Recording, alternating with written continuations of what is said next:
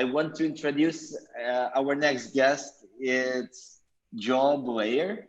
And Joe, thanks for coming. And I will introduce you a bit later, but I want to start to continue the conversation with John. I know that in months, I believe, will be distributed to Wally. It's a remote startup expo.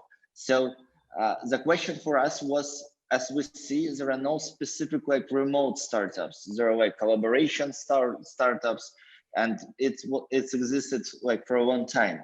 Do you think should we focus exactly on remote, or it's general things and there is no way we have to build products specifically for remote? And do you know any remote specific products? Yeah, great question. So first off, Den, thanks for having me. Second off, it's always unwise following John Cowgill because he's so awesome, but I'm going to do my best. And yeah, to your point, we are thrilled to invite all of you to the third Remote Startup Expo coming up on October 14th. So it's actually sooner than a month. It's actually in 2.5 weeks or so, and it's at 9 a.m. Pacific time. You're all invited. It's going to be a blast. And to your point, this question of around remote versus not remote is a fascinating question. But I think that what we have to recognize is that what happened, 6 months ago, right, is an experiment that never would have been run without the pandemic, right? So large corporations would have never in a million years said, "Hey, let's just run a 6-month experiment, see if everyone can work from home, and if seamlessly everything will just continue to work out as good as it was," right? It never would have happened. And so, but a lot of these corporations were forced to do this, forced to run this experiment. And I think that before COVID happened, there was this debate of people going to be more productive, less productive, and whatnot. And I think the verdict is in, right? People can be just as productive, and in fact more productive at home and remotely than in person. People are seeing the real life benefits of cutting out the commute, of being able to manage a dynamic schedule, being able to leverage existing tools. There was never a technical reason why we couldn't do this. It was more of a psychological.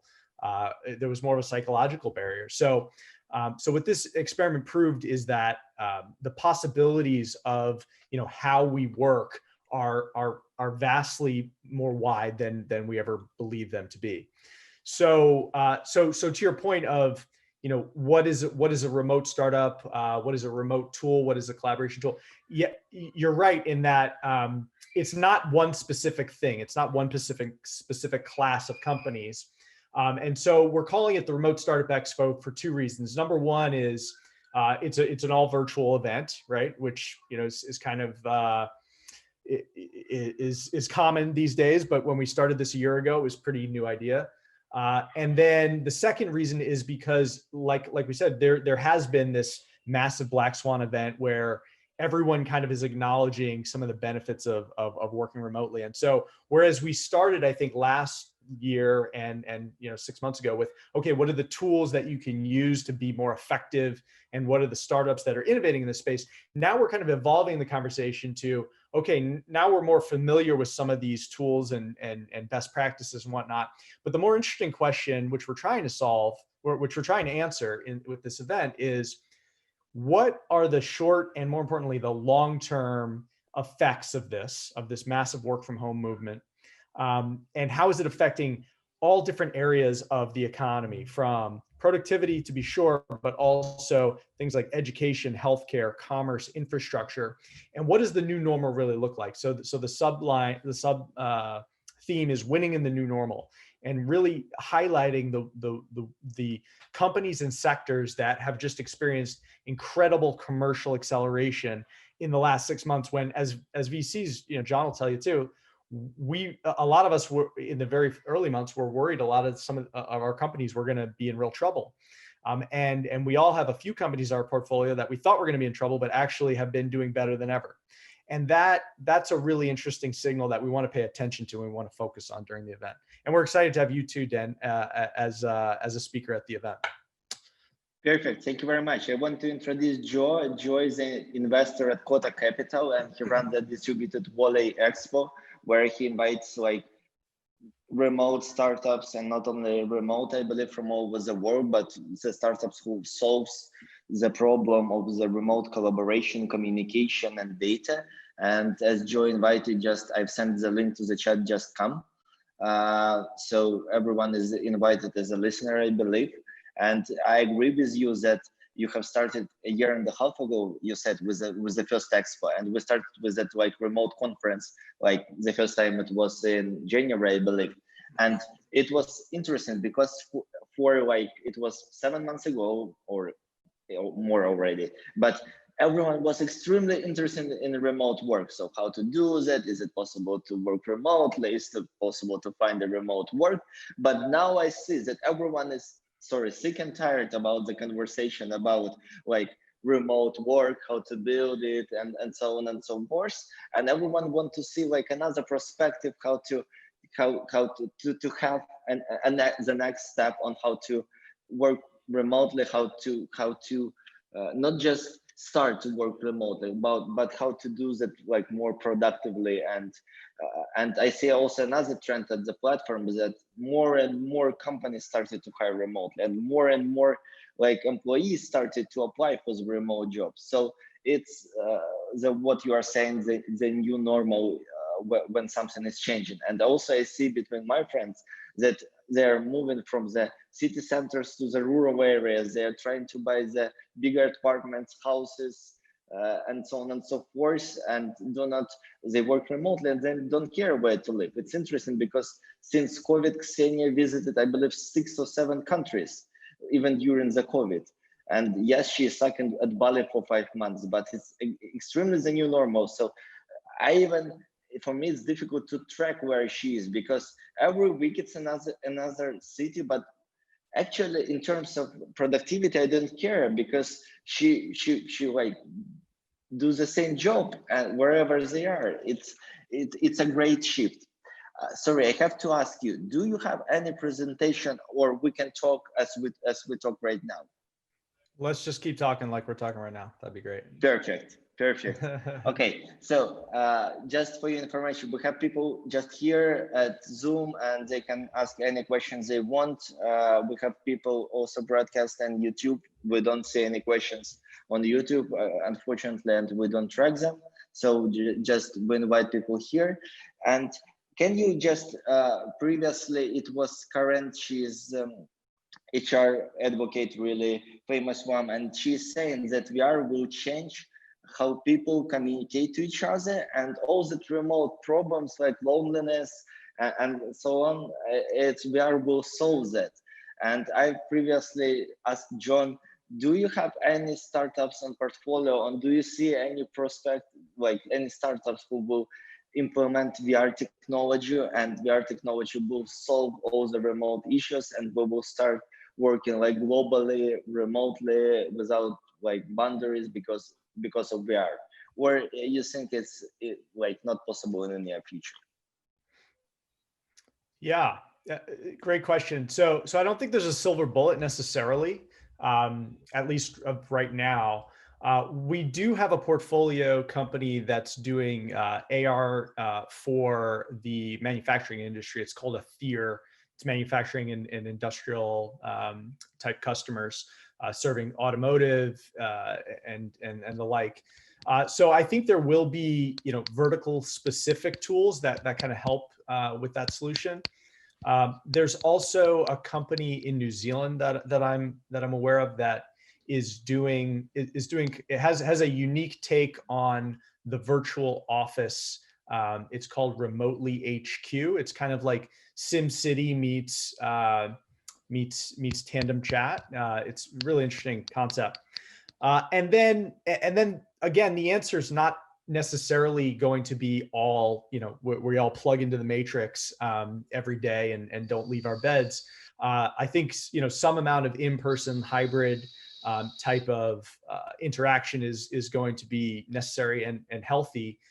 And so in my personal portfolio, I'm an investor in Cota, which is a kind of physical platform for distributed work, which is kind of like the Airbnb for co-working, and has like distributed residential based co-working spaces in major cities.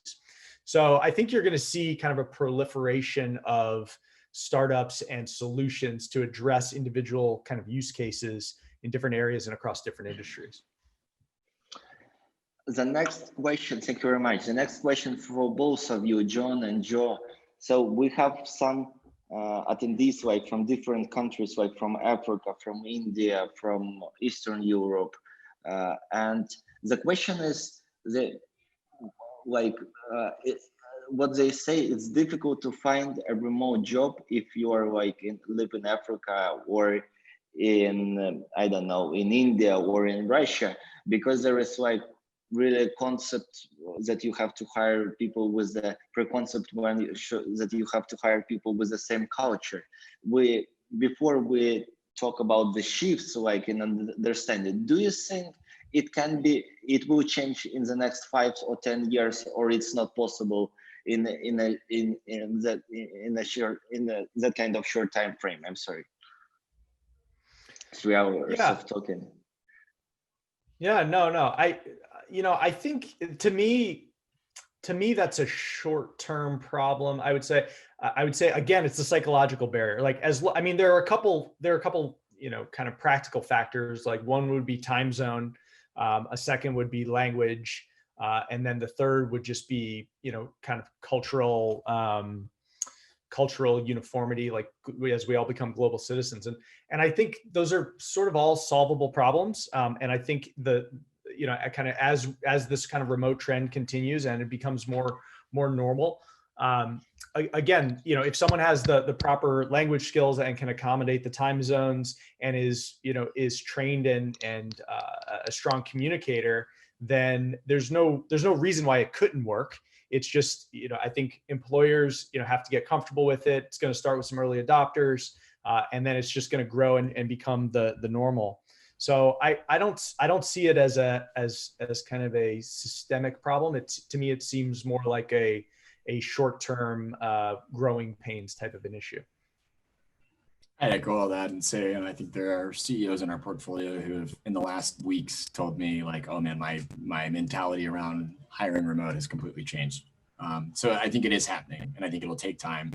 I think it is still the case that, especially early stage companies are thinking really deliberately about like, how do I know this person's good?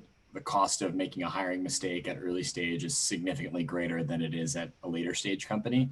So I think two implications. One, I think it's probably still better to focus your effort maybe on a little bit later stage companies, just that have a little more pedigree and can afford the cost of, a fit that doesn't end up working out. I'd also say, I think the more that you can demonstrate your work product and give confidence that you kind of are who you say you are. So if you're a developer, GitHub, if you're a designer, showing a Figma portfolio, things like that, I think that actually is a really helpful way to sort of bridge a barrier. Because I think there is a little bit of like, oh, if we can't meet in person and you're going to be working remotely, I just, how do I assess your skill? And so the more you can kind of show versus tell, I think that's good as well. It's interesting, actually. At 6 Nomads, we're hiring, we're a remote first team, and we're ready to hire globally. And we launched that platform for developers where you can find the best developers possible over the world. But the problem is we're hiring, the question for all attendees, we're hiring like community manager right now, and we're hiring, I would say, happiness, support and happiness manager. And we are ready to hire globally, but we don't know where to post a job to get the global talent. So basically, when you go to the US job boards, you get US talent. When you go to the Russian job boards, you get Russian talent. When you go to the, I don't know, Middle East job boards, you just get the talent from Middle East. But we're open to the talent everywhere. But we want like to give them to see our job open. And I personally believe there is a huge space for development in the remote space where, and unfortunately, we're not ready to start from scratch, like with another specialities, not only for developers, but content marketers, for I don't know, for community managers and so on and so forth. But personally, I need the platform where I will be able to attract like really global talent, not the local one. And there is no like such a product on the scene right now. So maybe on Monday we have to think about how to launch like another layers of people we can hire through Six Nomads, or any other startups can be launched in that scene, because it's I know a lot of people are searching for a job, but as a CEO, I don't know where to post a job to get those people. So it's a kind of two sides problem. Sounds like a market opportunity. Yes, a great one. Yes, and yes, it's interesting. Okay, do we have any other questions with the audience? Because we can continue like talking to each other, because we already know each other. And so do we have any other questions, guys? I see a lot of people with the cameras. Sasha, you're here. I'm glad you're here. Sasha is the first speaker, and he told us how to become the remote leaders, like how to build. There is a new positions called head of remote, and Sasha told us how to train that leadership and what the person should do. Sasha, do you have the questions about the remote startups and investing in the remote world?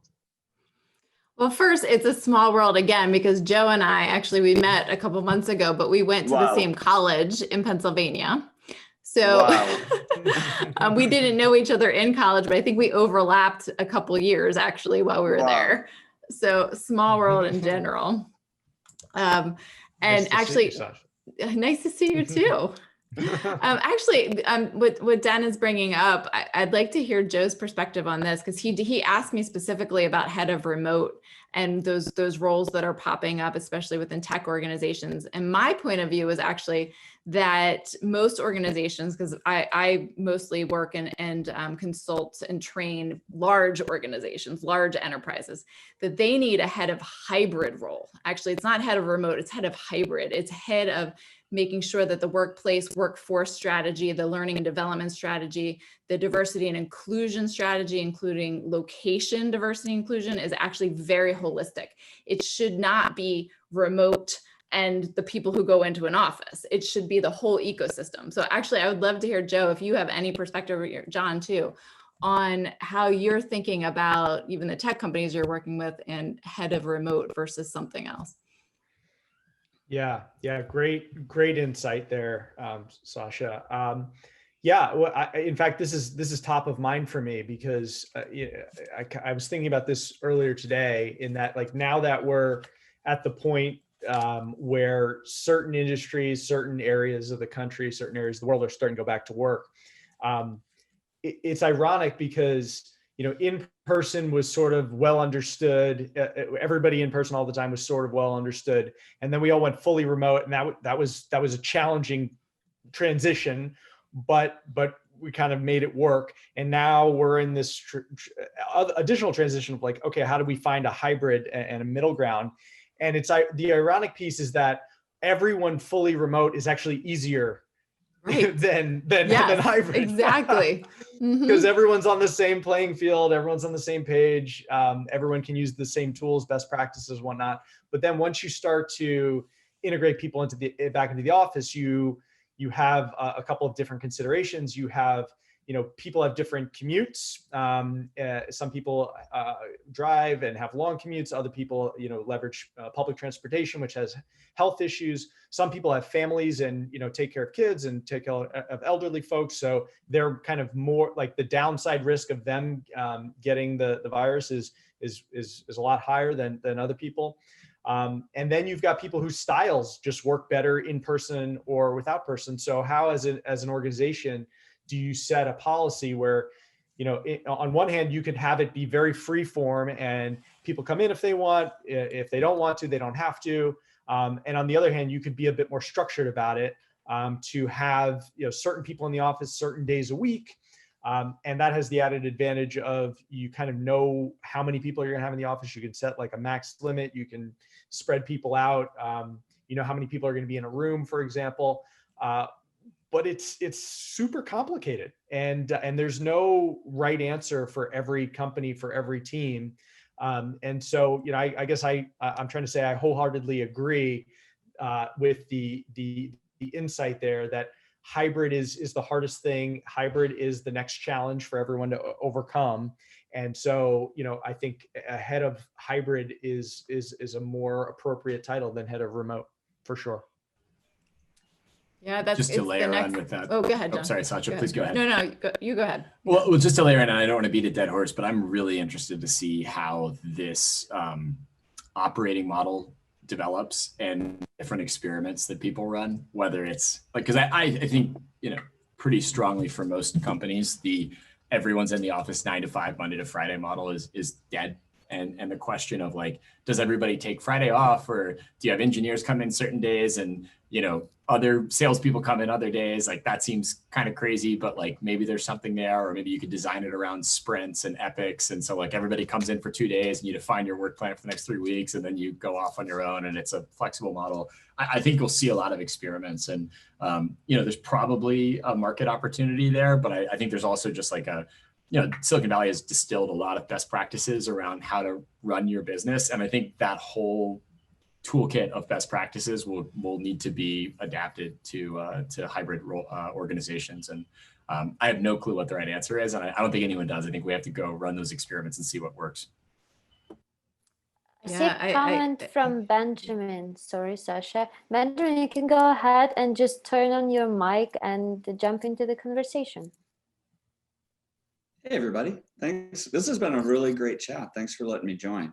Yeah, I'm a office broker here in the Bay Area with an office downtown, and I feel like we turned a corner about 2-3 weeks ago, where a lot of the companies that we've been consulting with that have initially had said we plan on working remotely indefinitely have completely turned around. They're saying, well, I think that there's probably a place to come back to an office because, you know, essentially what we've learned from COVID and this forced work from home is that we don't need an office to work. That's not why we go there. Because as we're all proof of, we can work anywhere. You know, we go to the office for the collaboration, the interaction, the brainstorming of ideas, you know, nurturing that company culture. And so, you know, I think what's most telling too is we have a bunch of active subleases on the market right now, and we've gotten like no interest all summer long, like crickets. And then all of a sudden, the last, I would say 2-3 weeks, we've been getting tour requests from companies who are saying, all right, we know there's a safe way to go back, show us how to do it. And I think like you're all seeing and saying is that it's going to have to be some type of a hybrid model, right?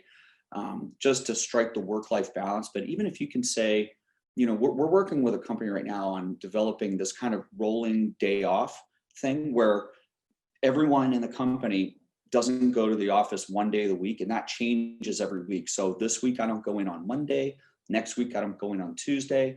And what that does is it kind of keeps the company cycling. You've immediately reduced your footprint by 20%, right? By taking one person out of the office every week, which allows for spatial distancing because we just can't be working on the density that we've been doing. But then also you can commute you take your commute time by a fifth, you know, take that off, which you get all those hours back. And then also every third week, you've got a 3-day weekend. So stay in Tahoe through the weekend or go down to Palm Springs, and kind of that readjustment of work-life balance so that you still, because we can work from anywhere, but then you still have that connection to the office where that's where the idea, a lot of the ideas happen. And what we're also hearing from our clients is that, you know, they're saying, hey, it's not just the supervision of our employees where we know you're, just because your Slack channel is on, we know you're not really working, but also just the mentorship. You know, a lot of the younger workforce is saying, hey, we took this job at this company because we thought the older people were going to be looking over our shoulders and mentoring us, and we were going to learn the biz. And I was going to be part of this either dev team or sales culture. And we're kind of missing that. So I think there's a place for both worlds to exist for sure. Totally agree. I love the rolling model. That's super interesting. I might propose that to some of our companies. And see if it works. you know, I totally. And I mean, look, we're all here because we're excited about this brave new world that we're entering. But I will echo a point that I think there's, you know, really curious to hear if you agree with this, Joe. Like even in the last few weeks, I've started to feel like the some of the hidden costs of this dramatic overnight shift to fully remote for companies that have historically operated in person have started to be felt. I'd say initially people thought it was gonna be really disruptive, and it actually wasn't. And in a weird way, I think there was even some productivity gains from like less distractions in the office, developers heads down, everybody knew what they were doing. And I think we're sort of in this last month, I've started to have conversations with the portfolio of like, man, we're starting to really have some, you know, internal misalignment, or like we're trying to do Q4 planning and it's super hard, or like I need to give somebody really tough feedback and I hate doing that over Zoom. So I think, you know, again, I'm very bullish on distributed work. I don't want to, but at the same time, there's a hybrid model that I think is probably going to be the right one for most organizations, but not for all. So I don't know. I'm curious, Joe, have you been getting some of that feedback from your portfolio as well? A little bit. I mean, the bigger piece of feedback that I've been getting is more around burnout, right? As we discussed. So the you know, people are definitely more productive, or can be as productive or more productive, but there's fewer opportunities to kind of unplug, or there's less of a forcing function to unplug, to, you know, walk out the office, go to the bus stop, you know, go grab a coffee, et cetera. But I'm really interested in Ben's comment here around just, you know, understanding what's happening in the market and that people are, you know, starting to come back, because you know, first off, like I think one of the big X factors here, beyond just the pandemic, was, you know, 5-6 months ago when some of the big tech companies started to say we're going to go permanently remote. And as you guys know, Twitter was one of the first big companies to do that. And actually at the expo, our keynote is Jennifer Christie, who's the chief HR officer of Twitter, and is going to be talking about that decision. But the other kind of aspect on the real estate side that I've been really interested about, and Ben, wonder if you have an opinion on this, but just is where people live, right? So my what I've been hearing about and observing is you've got people, you know, in the outskirts of the cities that are moving to different states. You've got people in the cities who are moving to the outskirts of the cities. You've got rents going down, and you know, certain places hard to fill within cities. And then I've also just heard recently of founders from other cities taking advantage of that and moving to the Bay Area. And so I'm wondering, you know, from other people kind of on the panel, you know, what they're seeing in the real estate side of things, and kind of like how some of these forces are coming together. Well, I mean, Joe, to answer your question from the real estate perspective, we're actually seeing more attrition from, you know, leaving San Francisco. We spoke to a company yesterday where, you know, my friend Martin, he's like, you know what, my wife and I, we just bought a house in Austin, and just like that, they're unplugging and going to Austin. We're also seeing, I think you make a good point that it really does matter where your employees are coming from. A lot of our clients who have big offices downtown, they don't feel safe. You can create the most safe office, but if you have to get on BART, you know, or take a crowded bus, it kind of all goes out the window. What we are seeing in terms of the who is returning to an office, it correlates to two factors: non-tech and smaller companies.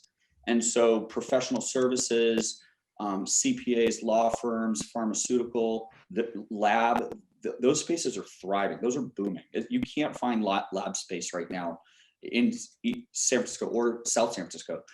They're all getting absorbed. Also, the tech workforce is just way more tech enabled. That's much easier for them to work remotely. Whereas some of the older workforce, you know, the Zooms, it doesn't work for them. They need to go into an office. So those are the ones that are returning. We're also, just as you brought up the point that the big tech firms, you know, everyone kind of has been modeling after, oh, okay, don't return until next year, and Google and Facebook and Twitter. Well, on the other end, and kind of supporting what we're seeing, is that, you know, JP Morgan Chase 2 weeks ago issued an order where they're forcing all their employees back to an office. They're saying, unless you have childcare issues or health problems, you got to go back to an office. And so we kind of think that they're kind of like the penguin on the iceberg, right? you know, you wait for the one, and if it doesn't get eaten by a whale, then everyone else jumps in. And we think they're the penguin on the iceberg. And a lot of companies that we've been talking to have just been waiting for a big company, a big name like JP Chase to say, all right, you're going back to an office. But it also correlates with their professional services. You know, it's much harder for them to, you know, the tech workforce, it's much easier for tech to work remotely. But one of the things, I was talking to one of my clients who is, you know, a big household name, publicly traded company. He said, you know, one of the things that a lot of these remote workers don't understand is that once they start choosing to work remotely, if you can work from Walnut Creek or Austin, you can work from anywhere, and then I can push your job overseas. Because for a lot of companies to have a distributed workforce, and where you don't have, you know, and to have an employee over here, an employee over here, where you don't really have nexus, it's very expensive for a lot of companies. There are tax implications. You're not leveraging various economies of scale if you're having an office for them. But essentially, you know, what we've seen is that this COVID event has really just accelerated a trend we've seen for the last 10 years. And that is to push a lot of talent into Asia, Eastern Europe. And that's a trend. I mean, that's a trend that we'll probably continue to see. And this administration and the cancellation of various visas isn't making it any easier to bring people over. So who knows where that's going to go. But a buddy of mine who works at a big tech company who has the option to go into the office he told me something really weird the other day. He's like, you know, I've been going to the office because I feel like working from home, I don't have any job security. I feel like any day I'm going to get that email that says, you know what, we don't need you anymore. So he goes, at least if I feel like I'm in the office, I'm being seen, I'm doing work, and you know, the people that hire me can see that. And so it really is, it goes both ways. Yeah, I think you're right. I think this goes back to Sasha's point around like why hybrid is so challenging, because but it, you know, it's both a challenge and it's an opportunity, right? Sorry, I'm not sure what that was, but yeah, it's a challenge and it's an opportunity, right? And you know, at the limit, at the limit, you could imagine that if you have the flexibility to come into the office, that works better for you. If you have the flexibility to hire remotely and geographically, then you could end up with the best talent in the best positions where you need them. And so maybe that means that that person that left the office and moved to Austin, you know, they don't have as much job security, but that could be an opportunity for someone who is in Eastern Europe or Africa or whatnot. And the same goes for the person in the office. Like, just because you come into an office every day doesn't mean you're the best employee or that, you know, people want to see you every day. Like, you still have to perform. So I definitely agree. There's challenges, there's complications. And this just goes back to, I think, Sasha's point about, you know, how, you know, having someone quarterbacking it and running experiments like John mentioned, I think is just so crucial in these uncertain times. And to add to that, what you said about JP Chase, for example, like, what they're forgetting is that they're a huge multinational company that was already working in hybrid and virtual teams even before the pandemic. So to push people back into the office, it's a false sense of security of co-location, because those teams are already having to work virtual. So, you know, I teach a lot of these virtual leadership skills to large enterprises. And the skills that are important now as people were working fully remotely, and then as people are going back into this hybrid organization, are important now and are going to continue to be important into the future. Thank you guys for the conversation. It was really a super interesting things to be at and to host, of course. If you have any other questions, guys, please just ask them. Otherwise, we're getting closer to the grand finale of our conference today. Do you have any questions? I apologize, but Okay. I have to hop. Thanks so much, everybody. Thank you, John. Wrap up. It was Thanks a pleasure to have Thank you. Thank you very much for coming. Thank you very much for those who spent 3 hours with us. It was a pleasure to have you. It's difficult for us. I believe it's difficult for you. Sasha, Joe, John already left. Thank you very much for coming. See you soon. It was really nice to have you.